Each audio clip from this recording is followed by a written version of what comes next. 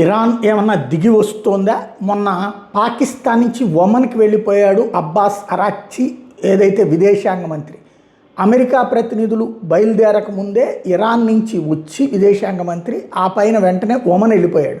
అక్కడున్న ఏది షాబాజ్ షరీఫ్తో, ఆసిఫ్ మునీర్తో మాట్లాడేసి.